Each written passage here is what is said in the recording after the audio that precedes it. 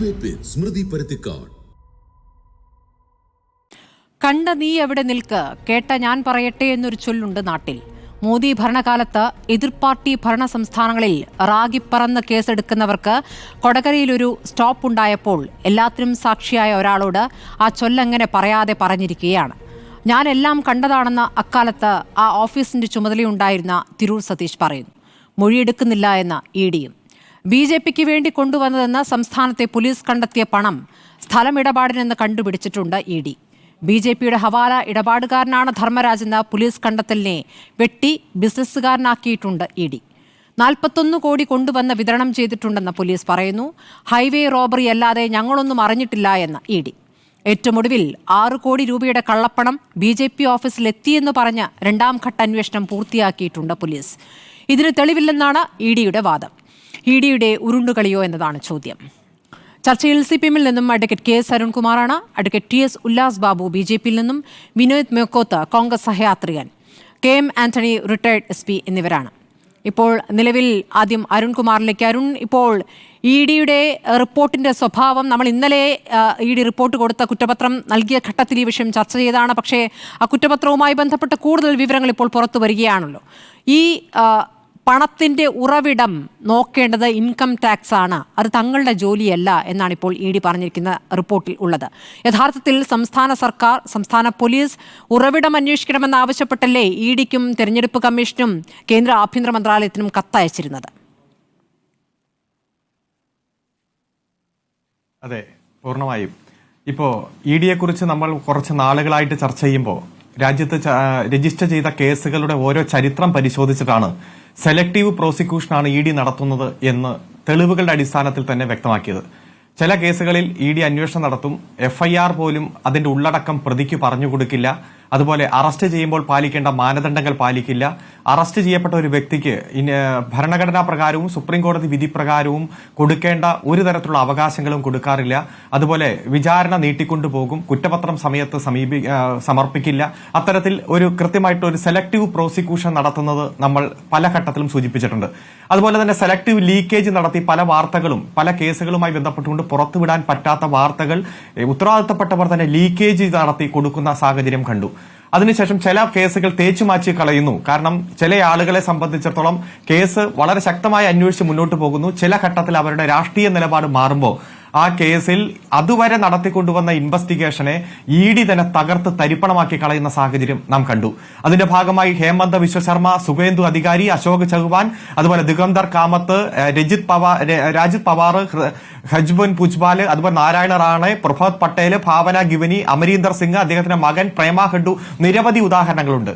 ഈ കേരളത്തിൽ ഇപ്പോൾ കുഴൽപ്പണം പിടിച്ച് 3.5 കൊല്ലമാണ് ഇഡി അതിന്റെ മേൽ അടയിരുന്നത്. കൃത്യമായി പറഞ്ഞാൽ 2/8/2021 തന്നെ കേരളത്തിന്റെ ക്രൈംബ്രാഞ്ച് കുറ്റപത്രത്തിന്റെ കോപ്പി, വിശദമായിട്ടുള്ള കത്ത്, ഈ കേരളത്തിലേക്ക് വന്ന കള്ളപ്പണത്തിന്റെ ഡേറ്റ് വച്ചുള്ള കണക്ക്, ടൈം വച്ചുള്ള കണക്ക്, ഉൾപ്പെട്ട പണം, ഓരോ ദിവസം കൊണ്ടുവന്ന പണം, ആരൊക്കെയാണ് അതിന് നേതൃത്വം കൊടുത്തത് എന്ന പട്ടിക സഹിതം ഇഡിക്ക് കത്തുകൊടുത്തു. അതുപോലെ തന്നെ ആദായ നികുതി വകുപ്പിന് കത്തുകൊടുത്തു, തെരഞ്ഞെടുപ്പ് കമ്മീഷന് കത്തുകൊടുത്തു. എന്നിട്ട് പറഞ്ഞു ഈ പണം അന്തർ സംസ്ഥാനത്ത് നിന്നാണ് വന്നിരിക്കുന്നത്, കേരളത്തിന് പുറത്തു നിന്നാണ്.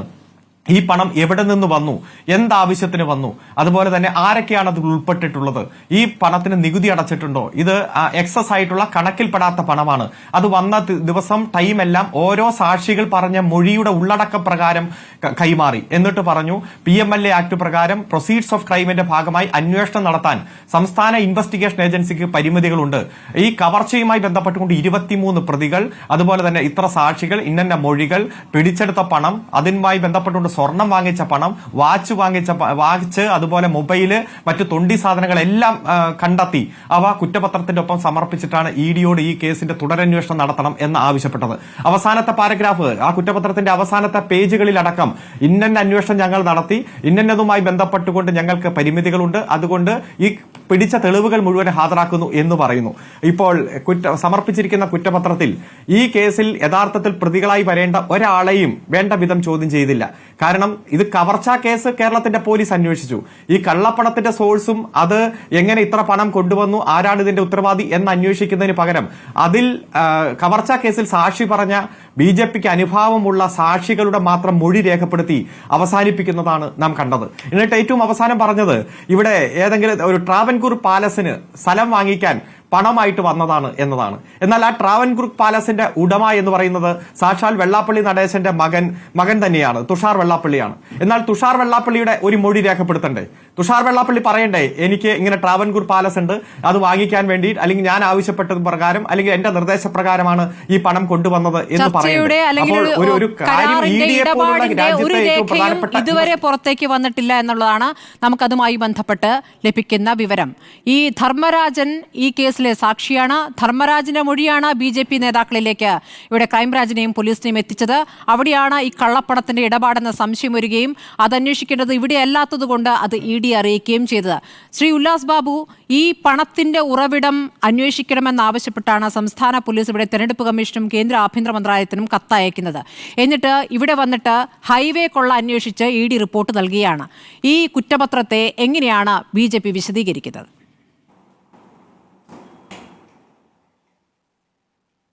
അല്ല സ്മൃതി ഭായി, ഇതിനകത്ത് ഞങ്ങളെ സംബന്ധിച്ചിടത്തോളം BJP പുതിയൊരു മുഖവുമായിട്ട് കൃത്യമായിട്ടുള്ള ഒരു വികസന രാഷ്ട്രീയമായിട്ട് ചർച്ച ചെയ്ത് മുന്നോട്ട് പോകുന്ന സമയമാണ്. ഇത് BJPയുടെ നേരെ എത്ര കാലമായിട്ട് ഉയർന്നു വന്ന ഒരു ആരോപണമാണ്. ആ ആരോപണം എന്ന് പറയപ്പെടുന്നതിൽ ഇപ്പോൾ ഒരു പുതിയ രസകരമായൊരു സംഭവം എന്ന് പറഞ്ഞാൽ ഈ കേസിനകത്ത് വാദിയും അല്ലെങ്കിൽ സാക്ഷിയുമാണ് ചർച്ച ചെയ്യപ്പെടുന്നത്. പ്രതികളെക്കുറിച്ചോ ക്രൈമിനെക്കുറിച്ചോ ചർച്ച ചെയ്യപ്പെടുന്നില്ല എന്നുള്ളതാണ് അതിനകത്ത് രസം. എന്തുമായിക്കോട്ടെ, പക്ഷേ അതിനെ മെറിറ്റിൽ ചർച്ച ചെയ്യുന്ന സമയത്ത് സ്വാഭാവികമായിട്ട് ഇത് കോടതിയിലിരിക്കുന്നൊരു കേസ്, കോടതിയിൽ അന്വേഷണം നടത്തും. 1ാം അന്വേഷണം, 2ാം അന്വേഷണം, 3ാം അന്വേഷണം ഒക്കെ കുറേ അന്വേഷണങ്ങൾ ഇതിനകത്ത് നടന്നിട്ടുള്ളതാണ്. രണ്ടാമത്തെ കാര്യം, ഇത് ED അന്വേഷിച്ച് ആദ്യം നമ്മൾ ഇതിലൊരു ഇരട്ടത്താപ്പ് മനസ്സിലാക്കേണ്ടത്, കേന്ദ്ര സർക്കാർ ഒരു വിഷയത്തിൽ ED അന്വേഷിച്ചതിൻ്റെ അടിസ്ഥാനത്തിൽ എന്തെങ്കിലും തെളിവുകൾ ED കോടതിയിൽ കൊടുത്താൽ ഇമ്മീഡിയറ്റ് പറയും സർക്കാർ അത് പ്രതികാര നടപടിയെടുക്കുന്നു, പ്രതിവാര നടപടിയെടുക്കും. കേരളത്തിൽ PMLA ആക്ട് പ്രകാരം ED കൊടുക്കുന്ന സ്റ്റേറ്റ്മെൻറ്റിനാണ് ഏറ്റവും കൂടുതലായിട്ട്, അതാണ് അതിൻ്റെ ആധികാരിക എന്ന് പറയപ്പെടുന്നത്, പോലീസിൻ്റെ അല്ല. അപ്പോൾ നമ്മൾ പറയുന്നത് പോലീസിൻ്റെ രേഖയാണ് വേണ്ടത്. പോലീസ് എന്ന് പറയപ്പെടുന്നത് കേരളത്തിലെ CPMൻ്റെ നേതൃത്വത്തിലിരിക്കുന്ന നിരവധി ആളുകളെ വെച്ചുകൊണ്ട് നടത്തിയിട്ടുള്ള അന്വേഷണം, അവർ കൊടുത്തിട്ടുള്ള കുറ്റപത്രമാണ് ആധികാരിക രേഖ എന്നാണ് ചർച്ച ചെയ്യപ്പെടുന്നത് പറഞ്ഞത്. ഞങ്ങളെ സംബന്ധിച്ചിടത്തോളം, BJPയെ സംബന്ധിച്ചിടത്തോളം അന്നും ഇന്നും നാളെയും ഒക്കെ പറയുന്നത് ഞങ്ങൾക്ക് ഇതുമായി ബന്ധപ്പെട്ടിട്ടില്ല. ഇതിൽ പരാതിക്കാരനുണ്ട്, മറ്റേ കാശടിച്ച 23 പേരുണ്ട്. ഈ പൈസ തൻ്റെയാണെന്ന് പറഞ്ഞിട്ട് ഇരിഞ്ഞാലക്കോടതിയിൽ അയാൾ ക്ലെയിം പെറ്റീഷൻ ഫയൽ ചെയ്തിരിക്കുന്നു. പരാതിക്കാരനുണ്ട്, പ്രതികളുമുണ്ട്. അതിനകത്ത് സ്വാഭാവികമായിട്ട് BJPക്ക് എന്താണ് അതിനകത്ത് റോള്? അപ്പോൾ വാദിയും പ്രതിയുമുള്ളൊരു കേസിൽ, വാദിയും പ്രതിയും തമ്മിൽ നടക്കുന്ന കേസിൽ കുറ്റപത്രം സമർപ്പിച്ചു, അല്ലെങ്കിൽ സ്റ്റേറ്റ്മെൻറ്റ് സമർപ്പിച്ചു. അത് കൃത്യമായിട്ട് എറണാകുളത്ത് ഇതുമായി ബന്ധപ്പെട്ട് ഉള്ള ഫോറത്തിൻ്റെ മുമ്പിൽ ED അത് കൊടുത്തിരിക്കുന്നു. അതിനിപ്പോൾ അതിൻ്റെ കാര്യങ്ങൾ നടക്കട്ടെ, അത് കോടതിയിലുള്ള 25 ലക്ഷം എന്ന ആദ്യ പരാതിയാണോ നിങ്ങൾ വിശ്വസിക്കുന്നത്? അഡ്വക്കേറ്റ് ഉല്ലാസ് ബാബു, 25 ലക്ഷം എന്ന ആദ്യ പരാതിയാണോ നിങ്ങൾ വിശ്വസിക്കുന്നത്? അങ്ങനെയെങ്കിൽ 3.5 കോടി ആണ് എന്ന് പിന്നീട് പോലീസ് കണ്ടെത്തുകയും അതിൽ തന്നെ 1.5 കോടി ഈ പലയിടത്തു നിന്നായി കണ്ടെത്തുകയും ചെയ്തിട്ടുണ്ട്. അതെങ്ങനെയാണ് പിന്നെ 25 ലക്ഷത്തിൽ നിന്ന് 1.5 കോടി കണ്ടെത്തുന്നത്? അല്ല, 25 ലക്ഷത്തിൻ്റെ ആദ്യ പരാതിയാണോ ഞങ്ങൾ വിശ്വസിക്കുന്നത്?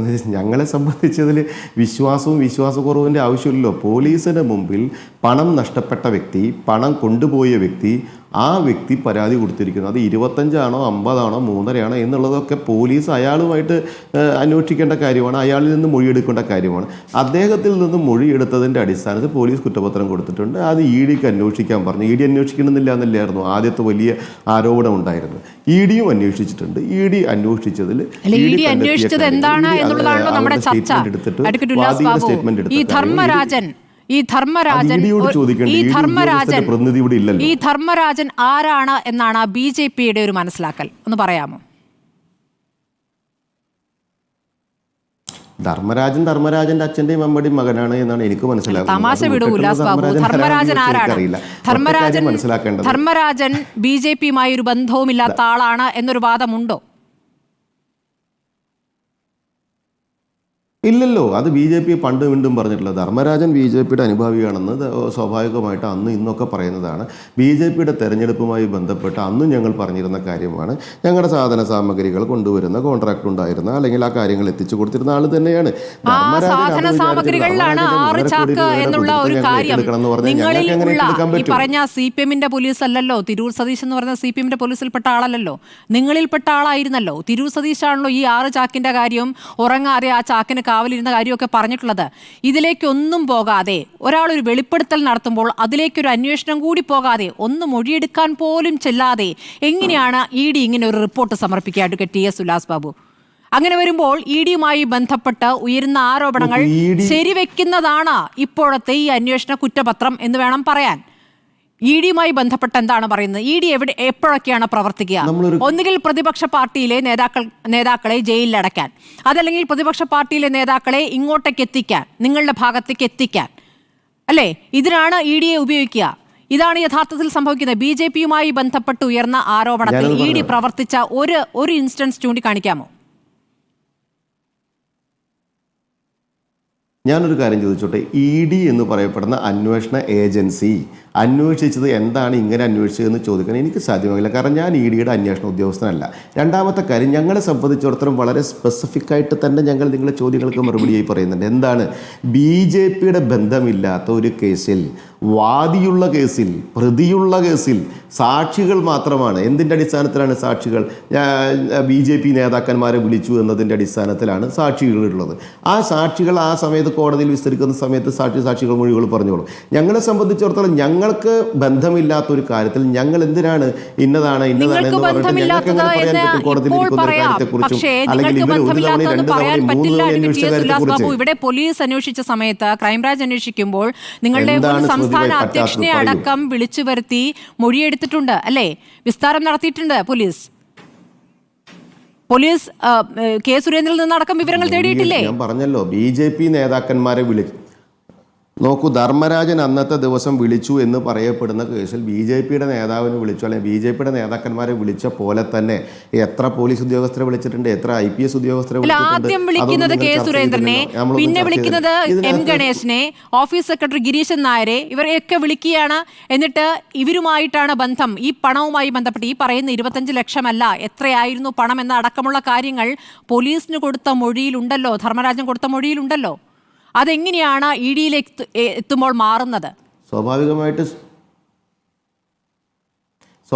ശ്രുതിമായി നമുക്കൊരു അപകടം സംഭവിക്കും. എന്നെ സംബന്ധിച്ചിടത്തോളം അഭിപ്രായം ഞാൻ പറഞ്ഞു. അപ്പോൾ എനിക്കൊരു അപകടം എവിടെയെങ്കിലും സംഭവിച്ചാൽ, എനിക്ക് എന്തെങ്കിലും നഷ്ടപ്പെട്ടു പോയാൽ ആ സ്ഥലത്ത് എനിക്ക് പരിചയമുള്ള ആളുകളെ അല്ലെങ്കിൽ ഞാൻ പെട്ടെന്ന് വിളിക്കുന്ന ആളുകളെ ഞാൻ വിളിക്കും. സ്വാഭാവികമായിട്ട് BJP-കാരനായിട്ടുള്ള ധർമ്മരാജൻ BJP-യുടെ ആളുകളെ വിളിച്ചിട്ടുണ്ടാവും. ഇതിന് തൊട്ട് മുൻപുള്ള സമയങ്ങളിൽ BJP-യുടെ കാര്യങ്ങൾ കൊണ്ടെത്തിക്കും. കാര്യങ്ങൾ എന്ന് പറയപ്പെടുന്നത് ഇലക്ഷൻ്റെ പ്രിൻറ്റിങ്ങും മറ്റു സംവിധാനങ്ങളുമായിട്ടുള്ള കാര്യങ്ങൾ കൊണ്ടെത്തിച്ചിരുന്ന ആൾ അവരെ വിളിച്ചിട്ടുണ്ട്. അതിനിപ്പോൾ എന്താ കുഴപ്പമുള്ളത്? അവർ വിളിച്ചു, അവർ വന്നതിൻ്റെ പേരിൽ പോലീസ് അവർ മൊഴിയെടുത്തില്ലേ? പോലീസ് അവരെ സാക്ഷിയെടുത്തില്ലേ? BJP ഓഫീസിലെ ഫുട്ടേജ് പരിശോധിച്ചില്ലേ? BJP ഓഫീസിലെ ക്യാമറ ഫുട്ടേജുകൾ പരിശോധിച്ചില്ലേ? എന്തെങ്കിലും കണ്ടോ? ചാക്ക് കണ്ടോ? അവിടെ എന്തെങ്കിലും കണ്ടോ? ഇല്ലല്ലോ. ED പരിശോധിച്ചോ എന്നുള്ളതാണ് ചോദ്യം. ഉല്ലാസ് ബാബു, എന്താണ് ED-യിലേക്ക് എത്തുമ്പോൾ ED അന്വേഷിക്കാത്തത്? എന്താണ് ED BJP അങ്ങ് തമസ്കരിച്ച് ബാക്കിയുള്ള കാര്യങ്ങൾ മാത്രം അന്വേഷിക്കുന്നത് എന്തുകൊണ്ടാണ്? പ്രധാനപ്പെട്ട ആരോപണത്തിലേക്ക് ED പോകാത്തത് എന്തുകൊണ്ടാണ്? അതാണ് ഞാൻ തുടക്കം മുതലേ ചോദിക്കുന്നത്. എനിക്ക് മനസ്സിലായില്ല. BJP-യുടെ കാര്യം ED അന്വേഷിക്കാതിരുന്നോ? എന്താണ് BJP-യിലേക്ക് അന്വേഷണം പോയോ? BJP നേതാക്കളിലേക്ക് അന്വേഷണം പോയോ? ഈ ധർമ്മരാജൻ ആദ്യം വിളിച്ച BJP നേതാക്കളിലേക്ക് അന്വേഷണം പോയോ? ഞാൻ ചോദിച്ചോട്ടെ ശ്രുതിഭായ്, BJP-യിലേക്ക് അന്വേഷണം പോകണമെന്ന് എന്തടിസ്ഥാനത്തിലാണ് നിങ്ങൾക്ക് പറയാൻ സാധിക്കുക? BJP എന്ന രാഷ്ട്രീയ പാർട്ടിയോട് നമുക്ക് വിരോധമുണ്ടാവാം, വ്യക്തിപരമായിട്ട് നിങ്ങൾക്ക് വിരോധമുണ്ടാവാം. ഇതിൽ ഉന്നയിക്കപ്പെട്ട പേരുകൾ, ആരോപണമുയർന്ന പേരുകൾ, പോലീസ് റിപ്പോർട്ടിലുള്ള പേരുകൾ, പോലീസ് കോടതിയിൽ സമർപ്പിച്ച റിപ്പോർട്ടിലുള്ള പേരുകളൊക്കെ ഉണ്ടല്ലോ ഇവിടെ.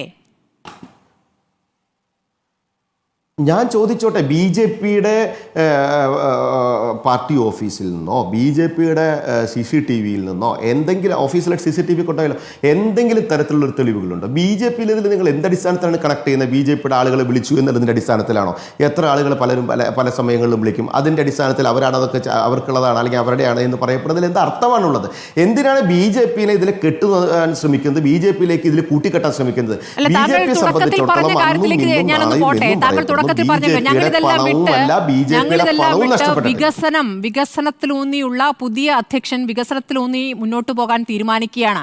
അങ്ങനെ പുതിയ അധ്യക്ഷൻ വരികയും വികസനത്തിലൂന്നി പോകാൻ തീരുമാനിക്കുകയും ചെയ്തതിന്റെ പിറ്റേ ദിവസം തന്നെ മുൻ അധ്യക്ഷന് ക്ലീൻ ചിറ്റ് കിട്ടുന്നതിൽ എന്തെങ്കിലും അസ്വാഭാവികത സംശയിച്ചാൽ അതിനെന്തെങ്കിലും മറുപടി ഉണ്ടോ പറയാൻ? ആ മറുപടി ഉണ്ട്. കാരണം സ്വാഭാവികമായിട്ട് നിങ്ങൾക്ക് ആ അസ്വാഭാവികത തോന്നി. ഇപ്പം ഇന്ന് ഞാൻ ഭയങ്കര ടെൻഷനിലാണ് സ്മൃതി. കാരണം എന്താ അറിയോ, ഞാൻ ഭയങ്കര കറുത്തിട്ടാണ്. കേരളത്തിലെ ചീഫ് സെക്രട്ടറി പോലും ഒന്ന് കറുപ്പിൻ്റെ പേരിൽ, അതേപോലെ തന്നെ കോൺഗ്രസിന്റെ നേതാവ് കൊടിക്കുന്നിൽ സുരേഷ് കറുപ്പിന്റെ പേരിലൊക്കെ യുദ്ധം വെട്ടി വലിയ വിഷയങ്ങൾ ഉണ്ടായി നിൽക്കുമ്പോൾ നിങ്ങൾ ചർച്ച ചെയ്യുന്നത് അനാവശ്യമായിട്ടുള്ള ഒരു വിഷയം കോടതിയിൽ കിടക്കുന്ന ഒരു കാര്യത്തിനെ അനാവശ്യമായ വിഷയത്തിലേക്ക് കൊണ്ടുവരികയാണ് ബി ജെ പി. താങ്കൾക്കായാലും ആർക്കായാലും വാചാലമാകാൻ പറ്റുന്ന വിഷയമാണല്ലോ. അതിലിപ്പോൾ എതിര് പറയാൻ ആരും വരില്ലല്ലോ. അങ്ങനെ ഞങ്ങളെ സംബന്ധിച്ച് ഞാൻ തുടക്കം തന്നെ നിങ്ങൾ ആദ്യം കള്ളപ്പണത്തിന്റെ കാര്യത്തിലൊന്ന് സംസാരിക്കും, കറുപ്പ് പിന്നെ ആകാം. ഞങ്ങളെ സംബന്ധിച്ച് വളരെ വ്യക്തമായി പറയൂ, ഞാൻ പറയട്ടെ. ഞങ്ങളെ സംബന്ധിച്ചിടത്തോളം ഞാൻ തുടക്കം പറഞ്ഞ കാര്യം പറഞ്ഞില്ലേ, ഞങ്ങളെ സംബന്ധിച്ചിടത്തോളം ഞങ്ങൾക്ക് ഒരു സംശയവുമില്ലാതെ ഞങ്ങളുടെ സംസ്ഥാന അധ്യക്ഷൻ കൃത്യമായി പറയുന്നു, ഡെവലപ്ഡ് കേരളയെക്കുറിച്ച് കൃത്യമായി കൊണ്ടുള്ള മുന്നോട്ടുള്ള യാത്രയാണ് നമ്മൾ അതിന്റെ തുറക്കലാണ്, അതിന്റെ പണിപ്പുരയിലാണ്. കൊടകര എന്ന് പറയപ്പെടുന്നത് ഞങ്ങളുടെ പാർട്ടി മേട്ടറല്ലെന്ന്, ഞങ്ങളുടെ പാർട്ടിയുടെ വിഷയവുമല്ല, ഞങ്ങളുടെ പാർട്ടിക്ക് ഒരു പ്രയാസം ആ വിഷയത്തിലില്ല, ഞങ്ങളുടെ പാർട്ടിക്ക് അതിനകത്ത് പങ്കുമില്ല, ഞങ്ങളുടെ പാർട്ടിക്ക് ഒന്നും നഷ്ടപ്പെട്ടിട്ടില്ല. പിന്നെ എന്തിനാണ് ആ വണ്ടിയിൽ കയറി ഞങ്ങൾ യാത്ര ചെയ്യുന്നത്? തെരഞ്ഞെടുപ്പിന് വേണ്ടി കൊണ്ടുവന്ന പണം എന്ന കൃത്യമായി മനസ്സിലാക്കിയ അങ്ങനെ മൊഴി കിട്ടിയ ഒരു കേസാണ്. പക്ഷേ ഇത് കള്ളപ്പണ ഇടപാടായതുകൊണ്ട് സ്വാഭാവികമായും അത് പോലീസിന്റെ പരിധിയിൽ വരാത്തത് കൊണ്ട് ഇ ഡിക്ക് കാര്യങ്ങൾ കൈമാറുന്നു, കേന്ദ്ര ആഭ്യന്തര മന്ത്രാലയത്തിന് കാര്യങ്ങൾ കൈമാറുന്നു. എന്നിട്ട് ഇ ഡി വന്ന് അന്വേഷിച്ച് നൽകിയിരിക്കുന്ന കുറ്റപത്രം അതിനി കോടതിയിൽ ചോദ്യം ചെയ്യപ്പെടുമോ? എന്താണ് താങ്കൾക്ക് തോന്നുന്നത്? ബി ജെ പിയുടെ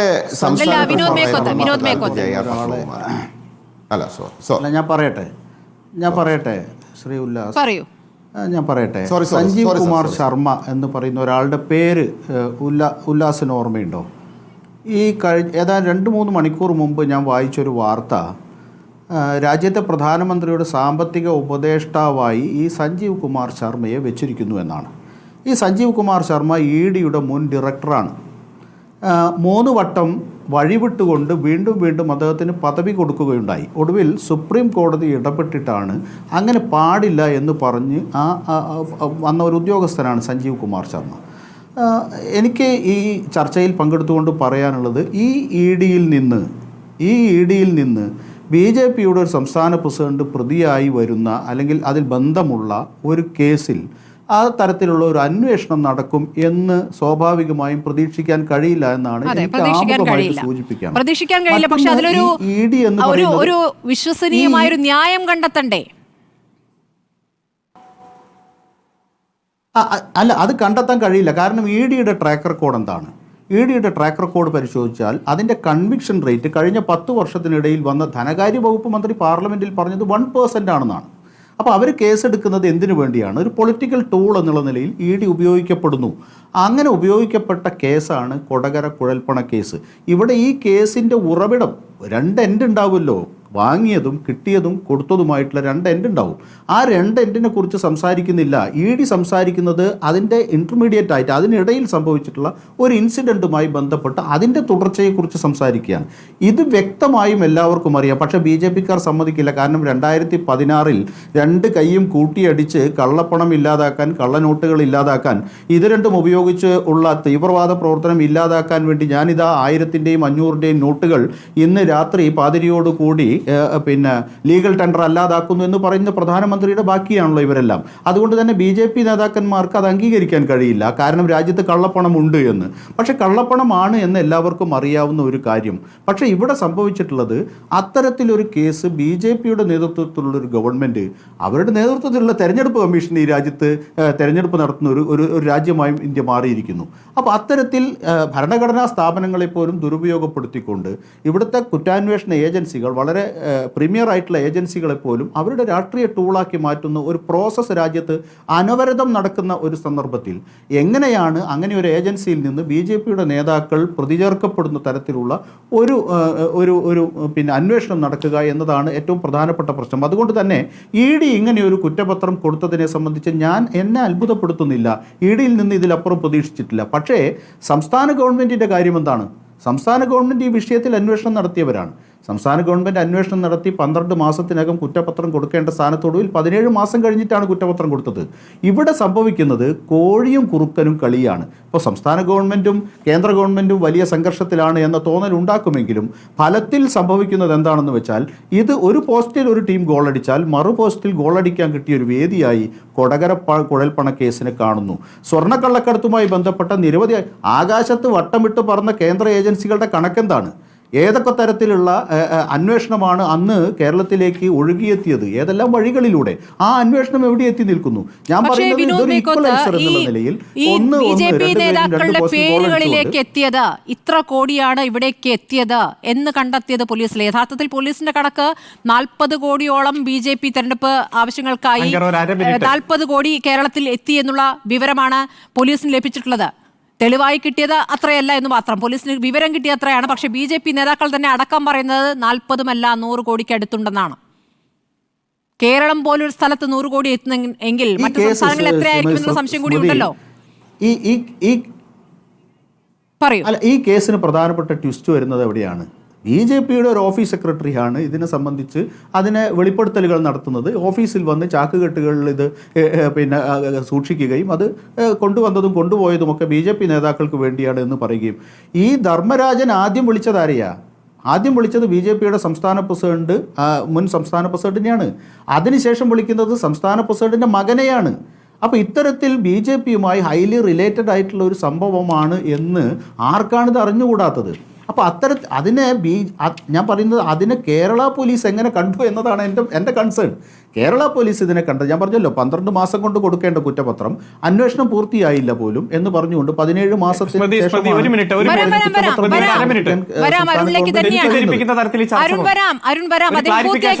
അദ്ദേഹം പൂർത്തിയാക്കിയിട്ട് താങ്കളിലേക്ക് തന്നെ വരാം. അദ്ദേഹം പൂർത്തിയാക്കട്ടെ.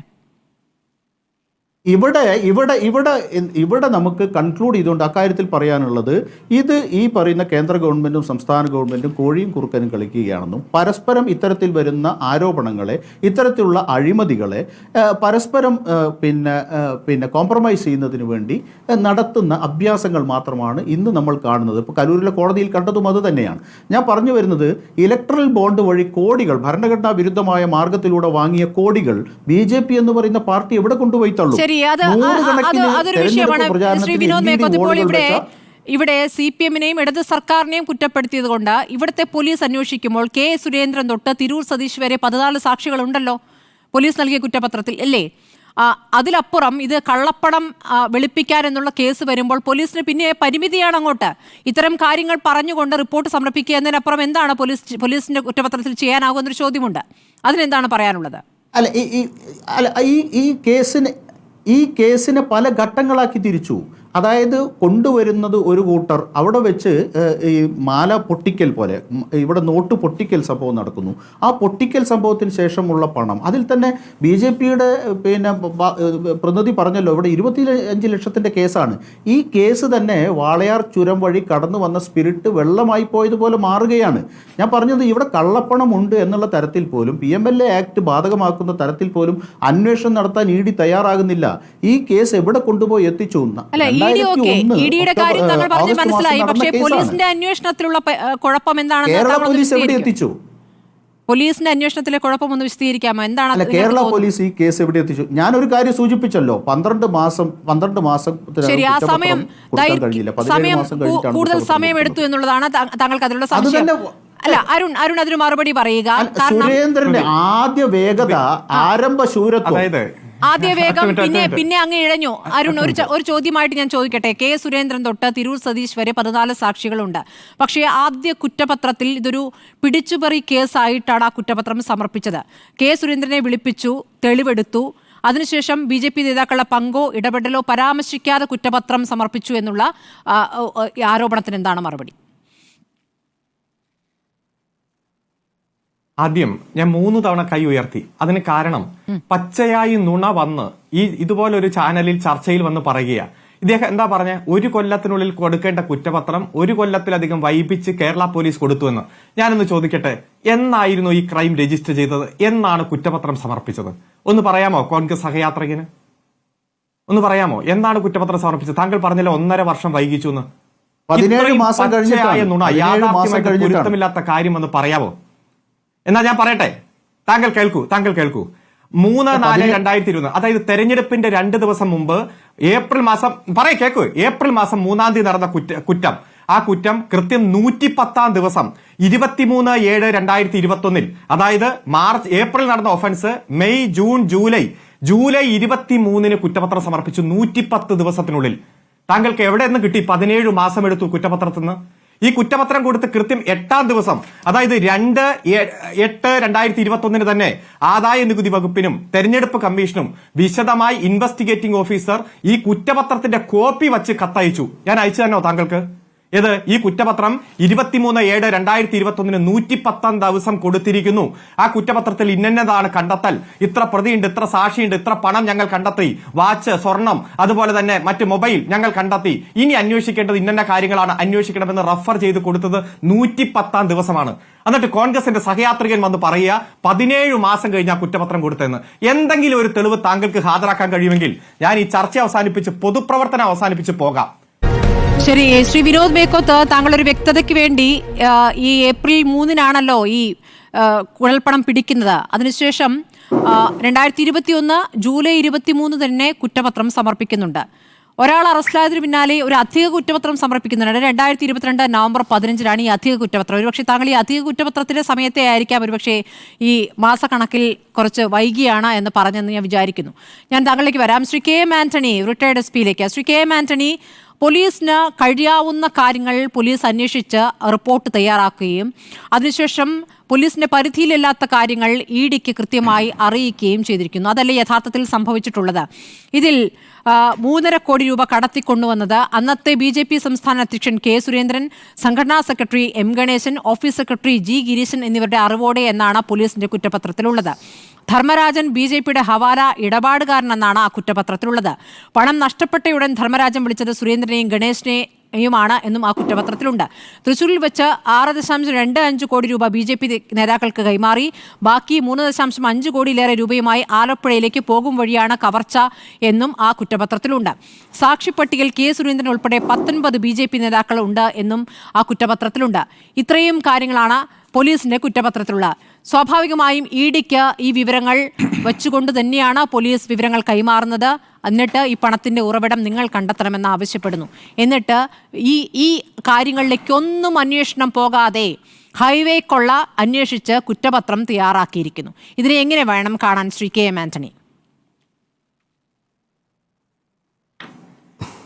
ഈ കേസിനാസ്പദമായ സംഭവം എന്ന് പറയുന്നത് 2021 ഏപ്രിൽ 3-ന് മുമ്പ് പറഞ്ഞതുപോലെ തന്നെ അന്ന് കൊടകരയിൽ ഒരു വാഹനാപകടം സൃഷ്ടിച്ച് പണം കവർച്ച ചെയ്തു പോകുന്ന ആ സംഭവത്തോട് ബന്ധപ്പെട്ടാണ് പോലീസിൽ കേസ് രജിസ്റ്റർ ചെയ്യുന്നത്. നമ്മളിപ്പോൾ ഈ ചർച്ച ഇവർ 3 പേരും പറയുന്നതിൽ നിന്ന് വ്യത്യസ്തമായിട്ട് ഇതിൻ്റെ നിയമപരമായിട്ടുള്ള കാര്യങ്ങളെ സംബന്ധിച്ച് മാത്രമാണ് ഞാൻ സംസാരിക്കാൻ ആഗ്രഹിക്കുന്നത്. കാരണം EDയുടെ അന്വേഷണവും അതുപോലെ തന്നെ കേരള പോലീസിൻ്റെ അന്വേഷണവും വ്യത്യസ്തമാണ്. ഒരാൾ ഒരു ഒഫൻസ് പണിഷ്മെൻറ്റ് ശിക്ഷാ നിയമപ്രകാരമുള്ള ആ ഒഫൻസാണ് അന്വേഷിക്കുന്നത്.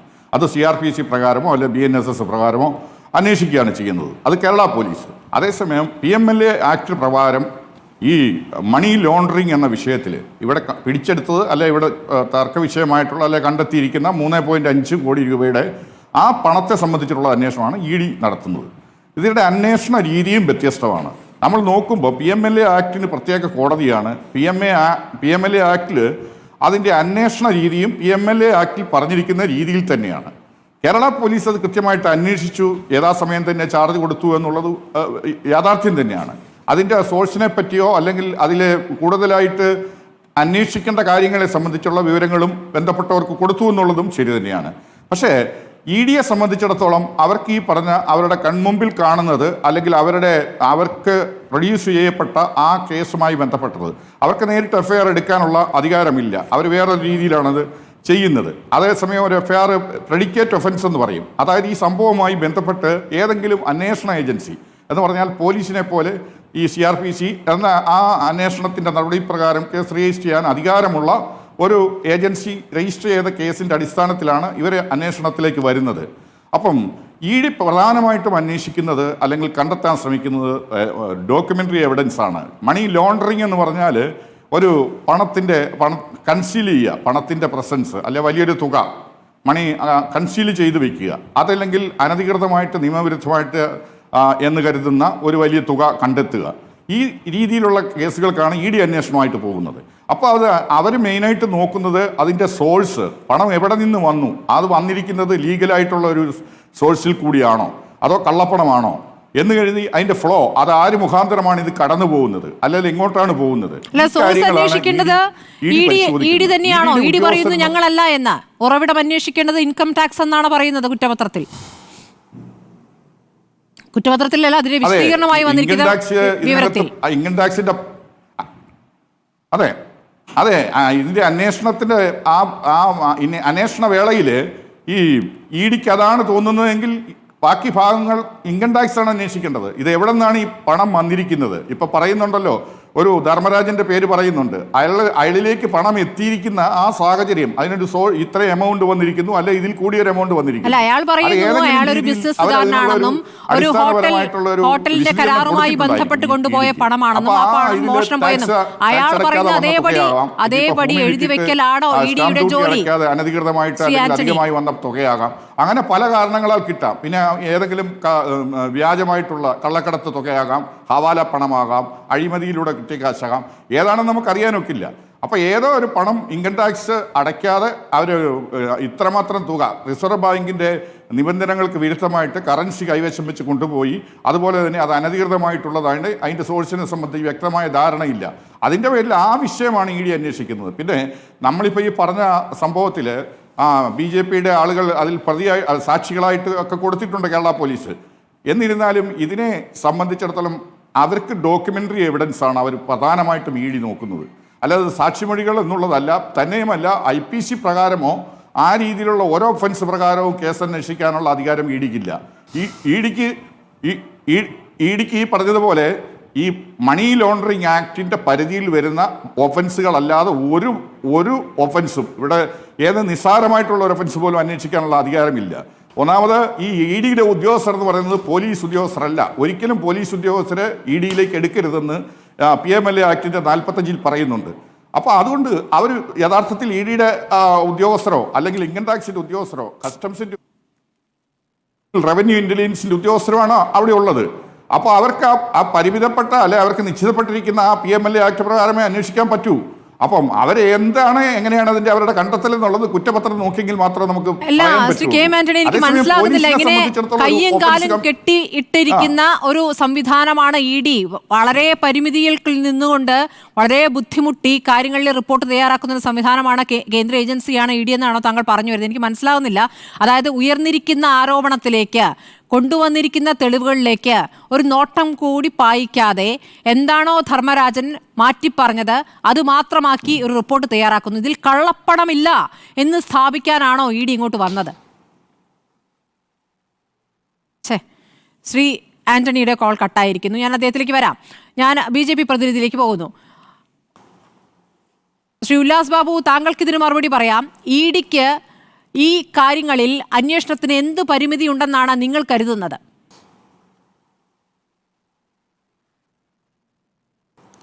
അല്ല, ഇതിനകത്ത് നമ്മളൊരു വിഷയം സംസാരിക്കുമ്പോൾ സ്വാഭാവികമായിട്ട് അതിൻ്റെ മെറിറ്റ് ചർച്ചയാണ്. നോക്കുന്ന കൊടകര കുഴൽപ്പണം സത്യത്തിൽ കൊടകര കവർച്ച കേസാണല്ലോ.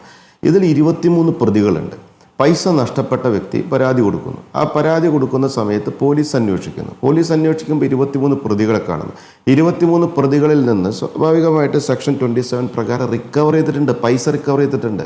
ഇരിഞ്ഞാലക്കുട കോടതിയിൽ ഈ പൈസയുടെ ഓണർ ഞാനാണ് എന്ന് പറഞ്ഞ് കൃത്യമായി ക്ലെയിം പെറ്റീഷൻ ഇയാൾ ഫയൽ ചെയ്തിട്ടുണ്ട്.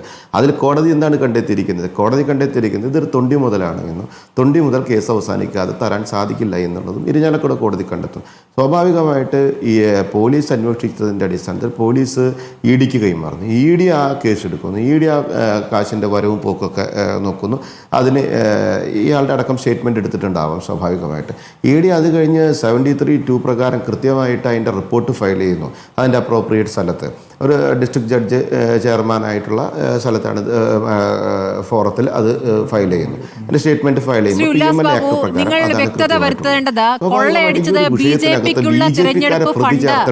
കൊള്ളയടിച്ചത് BJPക്കുള്ള തെരഞ്ഞെടുപ്പ് ഫണ്ട് എന്നാണ് പോലീസിന്റെ കുറ്റപത്രത്തിലുള്ളത്. നിങ്ങൾ പറയുന്നു നിങ്ങൾക്ക് ധർമ്മരാജനെ അറിയാം, BJP പിയുടെ സഹയാത്രികനാണ് എന്ന് പറയുന്നു. അദ്ദേഹം BJPയുടെ ഹവാല പണം കൈകാര്യം ചെയ്തിരുന്ന ആളാണെന്നാണ് പോലീസ് പറയുന്നത് ധർമ്മരാജനെ പറ്റി. ധർമ്മരാജൻ പണം നഷ്ടപ്പെട്ട ഉടനെ ആദ്യം വിളിക്കുന്നത് BJPയിലെ പ്രധാനപ്പെട്ട നേതാക്കളെയാണ്. ഈ സഹയാത്രികനാകുമ്പോൾ പൈസ പോകുമ്പോൾ ആദ്യം വിളിക്കുക BJP നേതാക്കളെയാണ് അല്ലേ?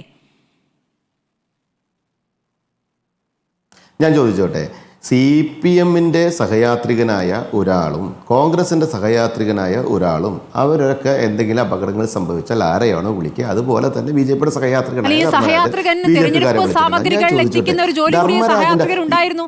ആ തെരഞ്ഞെടുപ്പ് സാമഗ്രികളാണ് ചാക്കുകെട്ടായിട്ട് പിന്നീട് പുറത്തു വന്നത്. അതാണ് തിരൂർ സതീഷ് പറഞ്ഞ സാമഗ്രികൾ. അതെങ്ങനെയാണ് സ്മൃതിഭായി പറയാ?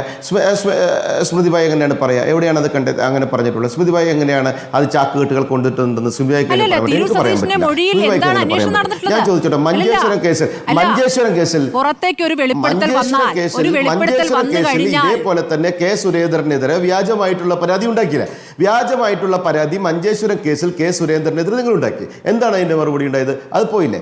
ഈ വയനാട് കേസിൽ സുരേന്ദ്രനെതിരെ വ്യാജ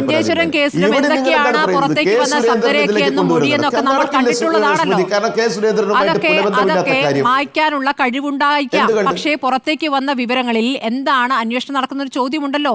ശ്രീ ഉല്ലാസ് ബാബു, ഈ പറയുന്ന തിരൂർ സതീഷ് ഇപ്പോൾ നിങ്ങൾക്ക് അനഭിമതനായിരിക്കാം. അല്ല, ഒരു വെളിപ്പെടുത്തൽ ഉണ്ടായിക്കഴിഞ്ഞാൽ അയാളിൽ നിന്ന് കാര്യങ്ങൾ ചോദിച്ചറിയുന്ന പ്രാഥമികമായ ഒരു കാര്യം ഇഡി ചെയ്യണ്ടേ? എന്താണ് അയാളിലേക്ക് പോകാതിരുന്നത്? ഇഡിയുടെ അന്വേഷണം എന്തുകൊണ്ട് തിരൂർ സതീഷിന്റെ മൊഴിയിലേക്ക് പോയില്ല? ഞാനൊരു കാര്യം ചോദിക്കട്ടെ സ്മൃതി, കേരളത്തിലെ അന്വേഷണ ഏജൻസി ആയിക്കോട്ടെ, കേന്ദ്രത്തിൻ്റെ അന്വേഷണ ഏജൻസി ആയിക്കോട്ടെ, ആ അന്വേഷണ ഏജൻസി അന്വേഷിക്കേണ്ടത് അന്വേഷിച്ചോട്ടെ. BJPക്ക് അതിൽ റോളില്ലെന്നേ. BJPയുടെ ആരും ഇതിൽ പ്രതികളല്ല. BJPയുടെ ആരും ഇതുമായി ബന്ധപ്പെട്ടിട്ടില്ല. ധർമ്മരാജൻ എന്ന് പറയപ്പെടുന്ന വ്യക്തിയുടെ കാശ് പോകുന്നു. ധർമ്മരാജൻ വാദിയാണ്. ധർമ്മരാജൻ പരാതി കൊടുത്തിരിക്കുന്നു. ധർമ്മരാജൻ കോടതിയിൽ പോയിരിക്കുന്നു. പ്രതികൾ 23 പേരെ പിടിച്ചിരിക്കുന്നു, കേസെടുത്തിരിക്കുന്നു. തൊണ്ടി മുതൽ കൃത്യമായിട്ട് കോടതിയിൽ എത്തിയിട്ടുണ്ട്. തൊണ്ടി മുതൽ കൊടുത്തിരിക്കുന്നു. ബാക്കിയുള്ള തൊണ്ടി മുതൽ ഇവർ 1ാം അന്വേഷണം, 2ാം അന്വേഷണം, 3ാം അന്വേഷണം നടത്തിയിരിക്കുന്നു. തൊണ്ടി മുതൽ കണ്ടെത്തിക്കോട്ടെ. സ്വാഭാവികമായിട്ട് ഈ അന്വേഷണങ്ങളൊക്കെ കണ്ടെത്തിയിട്ട് BJPയുടെ ആരുമില്ല പ്രതിയല്ലോ. അവിടെ BJPയിലേക്ക് ഈ വണ്ടി കെട്ടണമെന്നും ഈ തൊഴുത്തിലേക്ക് കോടതി എങ്ങനെ കേൾക്കുമെന്നാണ് അരുൺകുമാറിന് തോന്നുന്നത്. യഥാർത്ഥത്തിൽ മാധ്യമങ്ങൾ വരുന്നത് സംസ്ഥാന സർക്കാരിന് ഇതിൽ ഇനി ഒന്നും ചെയ്യാനില്ല എന്നാണോ, അതോ കോടതിയിൽ ഈ കാര്യങ്ങൾ ഇഡി പരിശോധിച്ചിട്ടില്ല എന്നൊരു കോടതിയിൽ ഒരു കാര്യങ്ങൾ ബോധിപ്പിക്കുന്ന ഒരു സംവിധാനം ഉണ്ടാകുമോ സർക്കാരിന്റെ ഭാഗത്തു നിന്നും? ഇപ്പോൾ ഇഡിക്കെതിരെ മാർച്ച് നടത്താൻ പോകുന്നു, പ്രതിഷേധ പരിപാടി നടത്താൻ പോകുന്നു. അതുകൂടാതെ നിയമപരമായി എന്ത് സാധ്യതയാണ് ഇന്ന് സംസ്ഥാന സർക്കാരിന്റെ മുന്നിലുള്ളത്? ഞാനതിലേക്ക് വരാം. ശ്രീ റിട്ടയർഡ് SP പറഞ്ഞത് പോലീസ് റഫർ ചെയ്യുന്ന കാര്യങ്ങൾക്ക് പുറമെ ഡോക്യുമെന്ററി എവിഡൻസ് ആണ് ഇഡിക്ക് വേണ്ടതെന്ന. ഇപ്പൊ ഇഡി കണ്ടെത്തിയിരിക്കുന്നത് ട്രാവൻകൂർ പാലസിന്റെ പ്രോപ്പർട്ടി വാങ്ങിക്കാനാണ് ധർമ്മരാജൻ പറഞ്ഞതനുസരിച്ച് ജംഷീർ ഈ പണം കൊണ്ടുവന്നതെന്നാണ് കണ്ടെത്തിയതായിട്ടുള്ള വിവരമുള്ളത്. അപ്പൊ അതിന് എഗ്രിമെന്റും ഡോക്യുമെന്ററി എവിഡൻസും വേണ്ടേ? ഏതെങ്കിലും ഘട്ടത്തിൽ വെള്ളാപ്പള്ളി അത്തരത്തിലൊരു പ്രോപ്പർട്ടി വിൽക്കുമെന്ന് പറഞ്ഞിട്ടുണ്ടോ? ഞാൻ പറയട്ടെ, എന്റെ സമയമല്ലേ. അതായത് ഒരു തരത്തിലും ഒരു പരിശോധനയും ഇല്ലാതെ 2 ലക്ഷം രൂപയിലധികം ഏതെങ്കിലും ട്രാൻസാക്ഷൻ വേണമെങ്കിൽ ബാങ്ക് വഴി വേണം ഇവിടുത്തെ നിയമപ്രകാരം ട്രാൻസ്ഫർ ചെയ്യാൻ. ഇഡി സമ്മതിക്കുകയാണ് 3.5 കോടി രൂപ ഒരു കച്ചവടത്തിനായിട്ട് ആ കാറിൽ കൊണ്ടുപോയതാണെന്ന്. ഇതിലെ ആ കൊണ്ടുപോയ ആള് പറഞ്ഞു, കൊടുത്തുവിട്ട ആള് പറഞ്ഞു. അതിൽ ഞങ്ങൾ തൃപ്തരാണെന്ന് ഈ രാജ്യത്തെ ഏറ്റവും വലിയ ഇൻവെസ്റ്റിഗേഷൻ ഏജൻസി പറയുകയാണ്. തെരഞ്ഞെടുപ്പ് കാലത്ത് നമുക്കറിയാം പൈസയുടെ ട്രാൻസാക്ഷൻ ഒക്കെ ഭയങ്കര നിയന്ത്രണങ്ങളുണ്ട്. അപ്പൊ 3.5 കോടി രൂപ പണം ഇങ്ങനെ കൊണ്ടുപോയി എന്ന് ഇഡി വിശ്വസിക്കുന്നു. പണമായിട്ട് കൊണ്ടുപോയി, ബാങ്ക് ട്രാൻസ്ഫർ അല്ല. ഇതിൽ ഒരു ഘട്ടത്തിൽ പോലും തുഷാർ വെള്ളാപ്പള്ളി അഡ്മിറ്റ് ചെയ്തിട്ടില്ല ഏതെങ്കിലും പ്രോപ്പർട്ടി വിൽക്കുന്നുണ്ട്, എഗ്രിമെന്റ് ഉണ്ടെന്ന്. അപ്പോ ഇഡി ഈ കേസ് അവസാനിപ്പിക്കാനായിട്ട് ഉണ്ടാക്കിയിരിക്കുന്ന കഥ കൊച്ചു കുട്ടികൾക്ക് വരെ മനസ്സിലാകും. ഇത് ചില ആളുകളെ വെളുപ്പിക്കാൻ വേണ്ടി തന്നെയാണ്. പിന്നെ ഒരു കാര്യം ചോദിച്ചിട്ട്, ഏപ്രിൽ മാസം 3-ാം തീയതിയാണ് കേസ് പിടിച്ചത്. ഞാൻ മനസ്സിലാക്കുന്നത് ഒരു തരത്തിലും തുഷാർ വെള്ളാപ്പള്ളിയുടെ മൊഴി എടുത്തിട്ടില്ല, ഒരു എഗ്രിമെന്റും ഈ കുറ്റപത്രത്തിന്റെ ഭാഗമായിട്ടില്ല. ഇഡി ഒരു കഥയുണ്ടാക്കി ആ കഥ വച്ച് അവസാനിപ്പിക്കുന്നു. ഇവിടെ കെ സുരേന്ദ്രൻ ഇതിൽ 7ാം സാക്ഷിയായിരുന്നു. ആ സുരേന്ദ്രൻ പറയുന്നത് ഭാരതീയ ജനതാ പാർട്ടിയുടെ സംസ്ഥാന പ്രസിഡന്റും ഈ കേസിലെ 2ാം സാക്ഷിയായ ധർമ്മരാജനെ അറിയാം. 2ാം സാക്ഷി പാർട്ടി അനുഭാവിയാണ്, പാർട്ടിയെ സഹായിക്കാറുണ്ടെന്നും 2ാം സാക്ഷിയുമായി ബന്ധപ്പെടാറുണ്ടെന്നും 3/4/2001 തീയതി ധർമ്മരാജനുമായി ടിയാൻ ഫോണിൽ വിളിച്ച് ബന്ധപ്പെട്ടിട്ടുണ്ടെന്നും ധർമ്മരാജന്റെ കാർ കവർന്ന കാര്യത്തെ കുറിച്ച് സംസാരിച്ചിട്ടുണ്ടെന്നും. അപ്പൊ കാറിൽ 3.5 കോടി രൂപ കവർന്നതായിട്ട് അറിഞ്ഞു. 3-ാം തീയതി പുലർച്ചെ തന്നെ BJPയുടെ സംസ്ഥാന പ്രസിഡന്റിനെ വിളിക്കുന്നുണ്ട്. അതുപോലെ സംസ്ഥാന committee office secretary, state bank of ഇന്ത്യയുടെ മുൻ ജീവനക്കാരൻ ഇപ്പോൾ BJP പാർട്ടിയുടെ സംസ്ഥാന ഓഫീസ് സെക്രട്ടറിയായി പ്രവർത്തിച്ചു വരികയാണെന്നും ഈ കേസിലെ രണ്ടാം സാക്ഷി ധർമ്മരാജനെ അറിയാം. കേരള നിയമസഭാ ഇലക്ഷനുമായി ബന്ധപ്പെട്ട് രണ്ടാം സാക്ഷിയെ ചില കാര്യങ്ങൾക്കായി ചുമതലപ്പെടുത്തിയിരുന്നുവെന്നും 3/4/2021 തീയതി പുലർച്ചെ 5:30 മണിയോടെ രണ്ടാം സാക്ഷി ടിയാനെ വിളിച്ച് ടിയാന്റെ കാർ കവർന്നതായും 7ാം സാക്ഷി സുരേന്ദ്രൻ, 8ാം സാക്ഷി ഗണേശ് എന്നിവർ ഓഫീസിലുണ്ടോ എന്ന് അന്വേഷിച്ചു എന്നും BJPയുടെ സംസ്ഥാന പ്രസിഡന്റിനെ വിളിക്കുന്നു, സംസ്ഥാന ഓഫീസിന്റെ സെക്രട്ടറിയെ വിളിക്കുന്നു, സംസ്ഥാന ഓർഗനൈസിംഗ് സെക്രട്ടറിയെ വിളിക്കുന്നു. പുലർച്ചെ 5 മണിക്ക്. അപ്പോ BJPക്ക് എന്നാ പരാതി കൊടുക്കണേ? 7/4. എന്നാൽ ഈ സംസ്ഥാന പ്രസിഡന്റ് പറയണ്ടേ? ഒറ്റ മിനിറ്റ്, സംസ്ഥാന പ്രസിഡന്റ് പറയണ്ടേ ഈ പണം നഷ്ടപ്പെട്ടു ഒരു പരാതി കൊടുക്കാൻ? 4ാം തീയതി പരാതി കൊടുക്കുന്നില്ല, 5ാം തീയതി പരാതി കൊടുക്കുന്നില്ല, 6ാം തീയതി പരാതി കൊടുക്കില്ല. തെരഞ്ഞെടുപ്പൊക്കെ കഴിഞ്ഞ് 2-3 ദിവസം കഴിഞ്ഞ് 25 ലക്ഷം രൂപ നഷ്ടപ്പെട്ടു എന്ന് പറഞ്ഞ് പരാതി കൊടുക്കുന്നു. പോലീസ് അന്വേഷിച്ചല്ലേ 3.5 കോടി ഉണ്ടെന്ന് കണ്ടെത്തിയേ? ഈ പോലീസ് കൃത്യമായി ഇഡിക്ക് കൊടുത്ത കത്തിൽ എന്താ പറഞ്ഞിരിക്കുന്നത്? 27 ലക്ഷം രൂപ ഹവാല ചാല് വഴിയും 27 കോടി രൂപ 14 കോടി രൂപ കർണാടകത്തിൽ നിന്നും വന്നതായിട്ട് മൊഴിയുണ്ട്. ഇന്നതാണ് മൊഴി. എല്ലാം മൊഴിയും ഹാജരാക്കുന്നു. അതാണ് ഇപ്പോൾ 41.4 കോടി രൂപയുടെ സോഴ്സ് അന്വേഷിക്കാൻ പറഞ്ഞിട്ട് 3.5 കോടി രൂപ തുഷാർ വെള്ളാപ്പള്ളിയുടെ സ്ഥലം വാങ്ങിക്കാനാണെന്ന് പറഞ്ഞൊരു കഥയുണ്ടാക്കി. ഞാൻ കണ്ടു, എന്റെ ഓഫീസിൽ 6 ചാക്കിൽ കൊണ്ടുവന്നു പറഞ്ഞ തിരൂർ സതീശനെ മാത്രം ചോദ്യം ചെയ്യുന്നില്ല. ED അല്ലേ, സാധാ ലോക്കൽ പോലീസ് ഒന്നും അല്ലല്ലോ, സാധാ ഇൻവെസ്റ്റിഗേഷൻ ഏജൻസി അല്ലല്ലോ. ഞാൻ കണ്ടു, ഞാൻ ഇന്നതാണ് എന്ന് പറഞ്ഞ് മൊഴി പറഞ്ഞ ആളുടെ മൊഴി പോലും രേഖപ്പെടുത്താതെ ഈ കുറ്റപത്രം കൊണ്ടുവന്ന് സമർപ്പിച്ചാൽ അത് PMLA കോടതി സ്വീകരിക്കുമെന്നും ഹൈക്കോടതി 2-3 തവണ ഈ കേസിൽ ഇടപെട്ട് എന്തുകൊണ്ട് കുറ്റപത്രം സമർപ്പിച്ചില്ല എന്ന് ചോദ്യം ചോദിക്കുകയും ചെയ്ത കേസിൽ അങ്ങനെ ഈ കേസ് അവസാനിക്കുമെന്ന് ആരും കരുതുന്നില്ല. CPM-നെ സംബന്ധിച്ചിടത്തോളം ഉജ്ജ്വലമായിട്ടുള്ള രാഷ്ട്രീയ പോരാട്ടം നടത്തും. 29-ാം തീയതി കൊച്ചിയിലെ ED ഓഫീസിലേക്ക് ഞങ്ങൾ 10,000-കണക്കിന് ആളുകൾ അണിനിരത്തി മാർച്ച് സംഘടിപ്പിക്കുന്നു.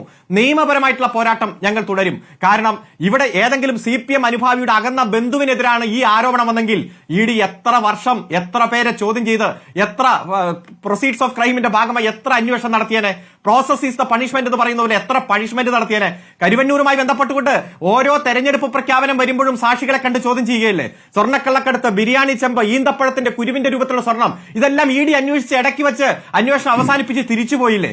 ഇപ്പൊ BJPയുടെ നേതാക്കന്മാർ പ്രതിപട്ടികയിൽ വന്നപ്പോ പ്രത്യേക തരത്തിലുള്ള അന്വേഷണം, പ്രത്യേക തരത്തിലുള്ള കഥ, 3.5 കൊല്ലം അടയിരിക്കുന്നു കുറ്റപത്രത്തിന്റെ മുകളിൽ. അതിനുശേഷം ഹൈക്കോടതിയുടെ ഒരു നിർബന്ധമായിട്ടുള്ള ഇടപെടലും ഉത്തരവും വന്നപ്പോ കൊണ്ടുവന്നിട്ട് ഒരു കുറ്റപത്രം, ഒരു പേപ്പർ കൊടുത്തിട്ട് എല്ലാവരെയും എക്സോണറേറ്റ് ചെയ്ത് അവസാനിപ്പിച്ച രീതി, ഇത് രാഷ്ട്രീയ കേരളം, പ്രത്യേകിച്ച് ഇന്ത്യയിലെ ജനങ്ങൾ ഇത് കൃത്യമായിട്ട് EDയെ കുറിച്ച് മനസ്സിലാക്കിയിരിക്കുന്നു. എന്താണ് ED പ്രവർത്തിക്കുന്ന എന്തിനാണ്?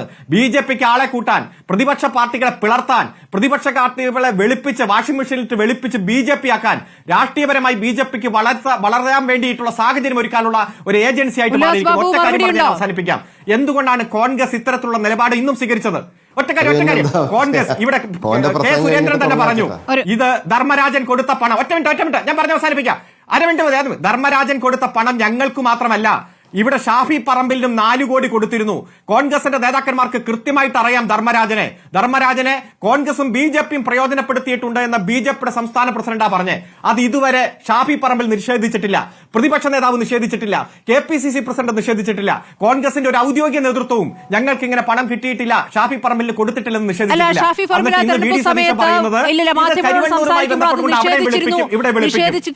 നിഷേധിച്ചിരുന്നു അരുൺ. ഏതായാലും വിനോദ് മേക്കോത്ത്, കോൺഗ്രസിനെതിരെ ഉയർന്നിരിക്കുന്ന ആരോപണത്തിന് താങ്കൾ മറുപടി നൽകണം. കോൺഗ്രസ് ഈ വിഷയത്തിൽ EDക്കെതിരെ ഒരു പ്രതിഷേധ പരിപാടി സംഘടിപ്പിക്കുന്നുണ്ടോ? ഇവിടെ ഇപ്പോൾ CPM 29-ന് പ്രതിഷേധ പരിപാടി സംഘടിപ്പിക്കുന്നു. ഇവിടെ ഒത്തുകളി എന്ന് പറയുമ്പോൾ ഈ കേസിൽ ഒത്തുകളി തെളിയിക്കാൻ പറ്റില്ല. കാരണം ഈ BJP നേതാക്കളുടെ പേര് വിവരങ്ങൾ അടക്കമുള്ള കുറ്റപത്രം തയ്യാറാക്കി കോടതിയിൽ സമർപ്പിച്ചത് പോലീസാണ്. ആ കേസ് എന്തായി എന്നുള്ളതാണ് എൻ്റെ ചോദ്യം. ആ കേസ് എവിടെ വരെ മുന്നോട്ട് പോയി? ഇപ്പോൾ സംസ്ഥാന ഗവൺമെൻറ് അന്വേഷിക്കുന്നത് പിടിച്ചുപറി കേസാണ്. ഞാൻ പറഞ്ഞല്ലോ, സ്വർണ്ണ പൊട്ടിക്കൽ, നോട്ട് പൊട്ടിക്കൽ കേസുകളോടാണ് സംസ്ഥാന ഗവൺമെന്റ്. ശ്രീ വിനോദ് മേക്കോത്ത്, കുറ്റപത്രത്തിലെ വാചകങ്ങൾ അടക്കമാണ് നേരത്തെ വായിച്ചു. അതൊക്കെ ശരിയാണ്. അല്ല, കുറ്റപത്രത്തിലെ വാചകങ്ങൾ വായിച്ചു. ഞാൻ പറഞ്ഞത് വളരെ കൃത്യമായിട്ട് 17 മാസങ്ങൾക്ക് ശേഷമാണ് അതിൻ്റെ ഫൈനൽ റിപ്പോർട്ട് കൊടുക്കുന്നത്. അപ്പോൾ ആ രീതിയിൽ മുന്നോട്ട് പോയ ഒരു കേസിൽ എന്താണ് CPM നേതൃത്വത്തിലുള്ള അതെ അനുബന്ധ കുറ്റപത്രം, അതാണല്ലോ അതിൻ്റെ ഫൈനൽ റിപ്പോർട്ട്. ഞാൻ പറഞ്ഞു വരുന്നത്, ഈ പറയുന്ന സംസ്ഥാന ഗവൺമെന്റ് അന്വേഷിച്ച കേസ് ഏതാണ്? ഞാൻ ചോദിച്ചല്ലോ ആദ്യം തന്നെ, ഈ കേസിന്റെ ഈ കേസിൻ്റെ തുടക്കം എവിടെയാണ്, ഒടുക്കം എവിടെയാണ്? ഈ കേസ് തുടങ്ങുന്നത് എവിടെ നിന്നാണ്, ഏത് എൻഡിൽ നിന്നാണ്, ഈ പണം കൊണ്ടുപോയി അവസാനിപ്പിക്കുന്നത് ഏത് എൻഡിലാണ്? ഇതിനെ സംബന്ധിച്ച് സംസ്ഥാന ഗവൺമെൻറ് അന്വേഷിച്ചിട്ട് എവിടെയാണ് ഉത്തരം കിട്ടിയിട്ടുള്ളത്? ഈ പറയുന്ന ഈ സുരേന്ദ്രനെതിരായിട്ട് നടത്തിയ അന്വേഷണം എവിടെ ചെന്ന് അവസാനിച്ചു? അത് കൃത്യമായിട്ട് അരുൺകുമാറിന് പറയാൻ പറ്റുമോ? എവിടെയാണ് എത്തി നിൽക്കുന്നത്? ആ അന്വേഷണം എവിടെ എത്തി നിൽക്കുന്നു? സംസ്ഥാന ഗവൺമെൻറ് അന്വേഷണം. ഇത് നമ്മൾ പല അന്വേഷണങ്ങളും കണ്ടതാണെന്നേ.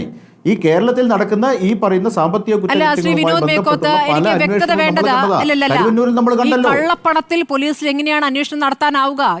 ഈ കാര്യങ്ങളിൽ ഉറവിടം അന്വേഷിക്കണം. ഈ നേതാക്കളുടെ പേര് വിവരങ്ങൾ അടക്കമാണ് കേന്ദ്ര ആഭ്യന്തര മന്ത്രാലയത്തിൽ കത്തയച്ചിരിക്കുന്നത്, ഇഡിക്ക് കത്തയച്ചിരിക്കുന്നത്. അതുവരെ അത്ര വരെ ചെയ്തു കഴിഞ്ഞതിൽ എങ്ങനെയാണ് കുറ്റം കണ്ടെത്താനാവുക? ഇപ്പോൾ ഇ ഡി കൈയൊഴിഞ്ഞിരിക്കുകയാണല്ലോ. ഇ ഡി പറയുന്നത് IT അന്വേഷിക്കണം എന്നാണ്. അപ്പോൾ ഈ പറയുന്ന തരത്തിൽ ഉത്തരവാദിത്വം നിർവഹിക്കുന്നതിൽ സംസ്ഥാന ഏജൻസികളാണെങ്കിലും കേന്ദ്ര ഏജൻസികളാണെങ്കിലും കൈകഴുകുന്ന സമീപനത്തിലേക്കാണ് ഈ കേസിൽ പോയിട്ടുള്ളത്. ഈ കേസ് 3 പാർട്ടായിട്ടാണ് വിശദീകരിക്കൂ. ഞാൻ ചോദിക്കുന്നത് 2021 നടന്ന ഒരു കേസ് 2025 നമ്മൾ ചർച്ച ചെയ്യുമ്പോൾ സംസ്ഥാന ഗവൺമെൻറ് മുന്നോട്ട് കൊണ്ടുപോയ കേസ് എവിടെ എത്തി നിൽക്കുന്നു? ആ കേസിലുണ്ടായ പ്രൊസീഡിങ്സ്, അതിൻ്റെ ഡെവലപ്മെന്റ്സ് എന്താണ്? എവിടെ എത്തി നിൽക്കുന്നു? അതിനെ സംബന്ധിച്ച് എന്ത് നടപടികളാണ് സ്വീകരിച്ചിട്ടുള്ളത്? സംസ്ഥാന പോലീസ് കുറ്റപത്രം സമർപ്പിക്കുന്നുണ്ട്. ഇനിയിപ്പോൾ ഈ പറയുന്ന തിരൂർ സതീഷ് ആണെങ്കിൽ ഇപ്പോൾ ഇതാ സ്വകാര്യ അന്യായം സമർപ്പിക്കുകയും ചെയ്തു. പറഞ്ഞോളൂ അരുൺ, പറഞ്ഞോളൂ. അതായത് സംസ്ഥാന പോലീസ് 110-ാം ദിവസം അന്വേഷണ റിപ്പോർട്ട് കൊടുത്തു, 22 പ്രതികൾ. അതിനുശേഷം മറ്റൊരു പ്രതിയെ കൂടി അറസ്റ്റ് ചെയ്യുന്ന സാഹചര്യം ഉണ്ടായി. അനുബന്ധ കുറ്റപത്രം കൊടുത്തു. അത് മജിസ്ട്രേറ്റ് കോടതി കൊഗ്നിസൻസ് ആരംഭിച്ചു. CPI കമ്മിറ്റൽ പ്രൊസീഡിംഗ്സ് ആയി. ഇതിൽ സെഷൻസ് ഒഫൻസ് ആണുള്ളത്. ഇരിങ്ങാല മജിസ്ട്രേറ്റ് കോടതി സെഷൻസ് കോടതിയിലേക്ക് കമ്മിറ്റ് ചെയ്തു.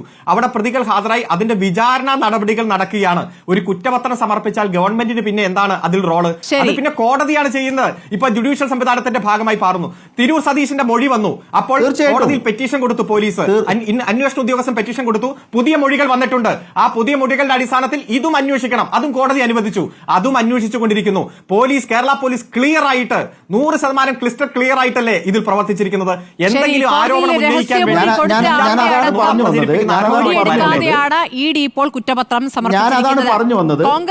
ഇതിനെ സംബന്ധിച്ച് പിടിച്ചുപറി കേസിന് പിറകെയാണ് സംസ്ഥാന ഗവൺമെന്റ് സഞ്ചരിച്ചത്.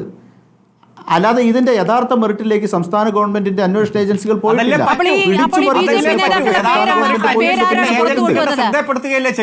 BJP നേതാക്കളുടെ പേരാരാണ് പുറത്തേക്ക് കൊണ്ടുവന്നത്?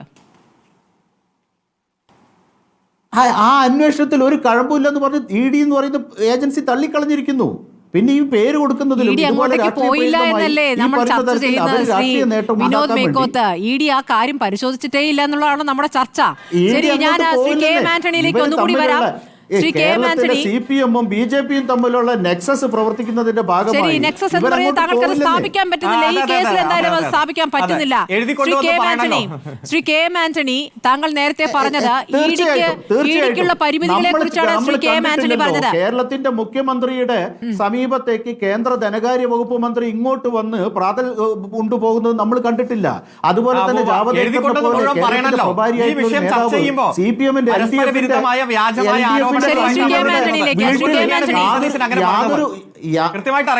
അങ്ങനെ നമ്മൾ കണ്ടിട്ടില്ല. ഈ നെക്സസ് പ്രവർത്തിക്കുന്നുണ്ട് എന്നുള്ളത് കേരളം എത്ര ചർച്ച ചെയ്യുന്നു.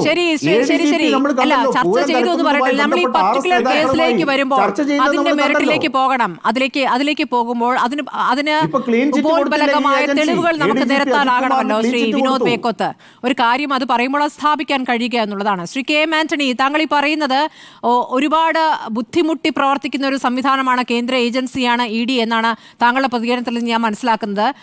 ഒരു തരത്തിലും കൂടുതൽ അന്വേഷണത്തിലേക്ക് പോകാൻ പറ്റാത്ത വിധത്തിൽ കയ്യും കാലും കെട്ടിയിടപ്പെട്ട ഒരു സംവിധാനമാണോ ഈ ED എന്ന കേന്ദ്ര ഏജൻസി? ഞാൻ താങ്കളോട് അത് ചോദിക്കുന്നതിനിടയിൽ താങ്കളുടെ ടെലിഫോൺ കട്ടാവുകയായിരുന്നു. താങ്കൾ പറയുന്നത് ഈ വെച്ച് വന്നിരിക്കുന്ന തെളിവുകൾ ഈ പറയുന്ന BJP നേതാക്കളുമായി ബന്ധപ്പെട്ട് പോലീസ് അന്വേഷിച്ച് കണ്ടെത്തിയ കാര്യങ്ങളിലേക്ക് എന്തുകൊണ്ട് EDക്ക് പോകാനാവുന്നില്ല?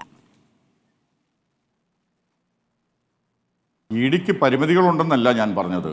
കാരണം EDക്ക് അന്വേഷിക്കാൻ അധികാരമുള്ളത് PMLA ആക്ട് പ്രകാരമുള്ള ഒഫൻസ് മാത്രമാണ്. അല്ലാതെ അതിൽ ഉറവിടം അന്വേഷിക്കില്ലേ? ഉറവിടം അന്വേഷിക്കില്ലേ? ഇതിപ്പോൾ ധർമ്മരാജൻ പറഞ്ഞ കാര്യങ്ങളാണ് റിപ്പോർട്ടായി കൊടുത്തിരിക്കുന്നത് ശ്രീ കെ എം ആന്റണി.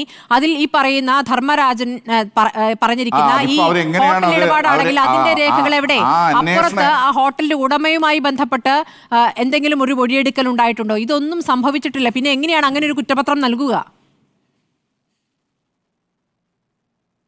അല്ല, അത് അവർക്ക് എങ്ങനെ ബോധ്യപ്പെട്ടു എന്നുള്ളതിനെ സംബന്ധിച്ച് നമുക്ക് പറയാൻ പറ്റില്ല. കാരണം ഇഡിക്ക് എന്താണ് ബോധ്യപ്പെട്ടിരിക്കുന്നത് എന്നുള്ളത് നമുക്ക് പുറത്തു നിന്ന് നോക്കുമ്പോൾ കാണാൻ സാധിക്കില്ല. പക്ഷെ മറ്റൊരു കാര്യമുണ്ട്. ഇപ്പോൾ പറഞ്ഞതുപോലെ കേരള പോലീസ് ഈ പറഞ്ഞ 41 കോടിയുടെ ഇടപാട് നടന്നതായിട്ടുള്ള റിപ്പോർട്ട് IT-ക്കും അതുപോലെ തന്നെ ഇഡിക്കും കൊടുത്തിട്ടുണ്ട്. അവർ കേരള പോലീസിനോട് മറുപടി പറയാൻ ബാധ്യസ്ഥരാണ് ഈ കേസിൽ. കാരണം അത് ഒരു ഏജൻസിയും തമ്മിലുള്ളതാണ്, അല്ലാതെ വ്യക്തികൾ തമ്മിലുള്ളതോ അല്ലെങ്കിൽ മറുപടി പറയാൻ പറ്റാത്ത രീതിയിലോ ഉള്ളതല്ല. അവർ മറുപടി പറഞ്ഞേ വെക്കൂ. IT-യുടെ ഇൻകം ടാക്സ് പ്രകാരമുള്ള കൃത്രിമമായിട്ട് നടന്നിട്ടുണ്ടെങ്കിൽ അതിന് മറുപടി ഇൻകം ടാക്സുകാർ പറയണം.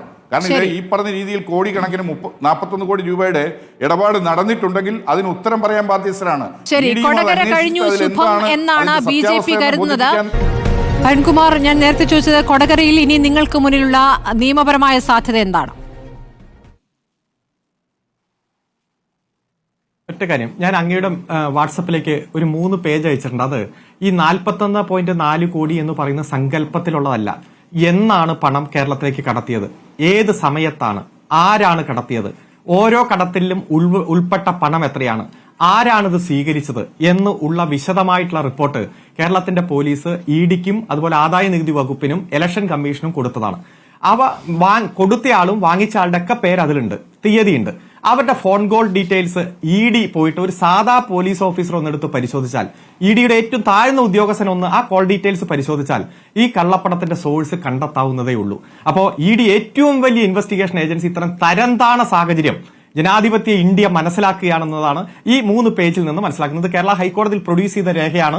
ഇതിൽ ഇതുവരെ കുറ്റപത്രം സമർപ്പിക്കാത്തതിൽ പ്രതിഷേധിച്ച് ഹൈക്കോടതിയിൽ ഫയൽ ചെയ്ത റിട്ട് പെറ്റീഷനിൽ ഹാജരാക്കിയ രേഖയാണത്, ആധികാരിക രേഖയാണ്. അപ്പൊ അങ്ങ് ചോദിച്ചത് ഇത് ഇവിടെ കൊണ്ട് അവസാനിക്കുന്നില്ല. കാരണം പ്രതിപക്ഷ കക്ഷികളെ വേട്ടയാടാൻ വേണ്ടി മാത്രം ഈ ജനങ്ങളുടെ പണം കൊണ്ട് പ്രവർത്തിക്കുന്ന ഒരു കേന്ദ്ര ഇൻവെസ്റ്റിഗേഷൻ ഏജൻസി തരം താണാൻ ജനങ്ങൾ സമ്മതിക്കില്ല. അതിശക്തമായിട്ടുള്ള പ്രക്ഷോഭം നടത്തും. ഇഡിയുടെ ഈ രാഷ്ട്രീയ കളി ജനങ്ങളുടെ മുന്നിൽ കൃത്യമായി തുറന്നു കാണിക്കും. അതുപോലെ തന്നെ നിയമപരമായിട്ടുള്ള പോരാട്ടവും കാണിക്കും. BJPയെ രക്ഷിക്കാനും വെള്ളപൂശാനും നേതാക്കന്മാരെ പൂശി വെളുപ്പിച്ചെടുക്കാനും നേതാക്കന്മാരെ പ്രൊജക്ട് ചെയ്യാനും വേണ്ടി കാണിക്കുന്ന ഈ രാഷ്ട്രീയ കളി ഈ രാജ്യത്തിന്റെ ഏറ്റവും പ്രധാനപ്പെട്ട ഇൻവെസ്റ്റിഗേഷൻ ഏജൻസിക്ക് മുന്നിൽ കരിനിഴൽ വീഴ്ത്തിയിരിക്കുകയാണ്. ഇതിന് BJP നേതൃത്വം കൊടുക്കുന്നതോടൊപ്പം കോൺഗ്രസ് പിന്തുണയും കൊടുക്കുന്നു. ആദ്യം സൂചിപ്പിച്ചല്ലോ, ഇതിലെ പണം കൊണ്ടുവന്നയാൾ ഞങ്ങൾക്ക് മാത്രമല്ല അവർക്കും കൊടുത്തിട്ടുണ്ടെന്ന് പറയുമ്പോൾ രാഷ്ട്രീയപരമായിട്ട് ഇവർക്ക് ഒരു അക്ഷരം അതിനെതിരെ പ്രതിരോധിക്കാൻ കഴിയില്ല. എല്ലായിടത്തും പറയുന്നത് പോലെ BJP CPM ലിങ്ക് കൂട്ടുകെട്ട് എന്നൊക്കെ പറഞ്ഞ് ഈ സാഹചര്യത്തെ തേച്ചുമാച്ചി കളയാൻ നടത്തുന്ന ശ്രമത്തെ എന്തു വന്നാലും ജനങ്ങൾ തിരിച്ചറിയും. യാതൊരു സംശയവും അഭ്യാസം കൊണ്ടൊന്നും യാതൊരു കാര്യമില്ല അരുൺകുമാർ. ശരി, ഈ അഭ്യാസം കൊണ്ടൊന്നും കാര്യമില്ല. കാരണം ഷാഫി പറമ്പലിന്റെ പേരിൽ പറഞ്ഞാൽ അത് കാര്യത്തിൽ എല്ലാ അർത്ഥത്തിലും ഒരേ ന്യായം ബാധകമാകേണ്ടതുണ്ട്. അതൊക്കെ ജനം പറയേണ്ടതുണ്ട്. കാരണം ഈ ഇപ്പം സ്വപ്ന സുരേഷ് പറഞ്ഞപ്പോൾ പ്രതിചേർത്തയാൾ പറഞ്ഞതാണോ നിങ്ങൾ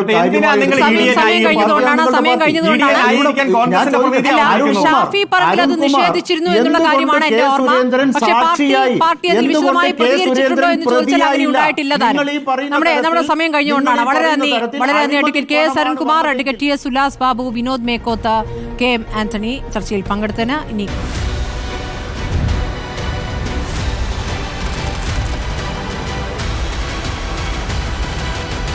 ഡിബേറ്റ് വിത്ത് സ്മൃതി പരുത്തിക്കാട്.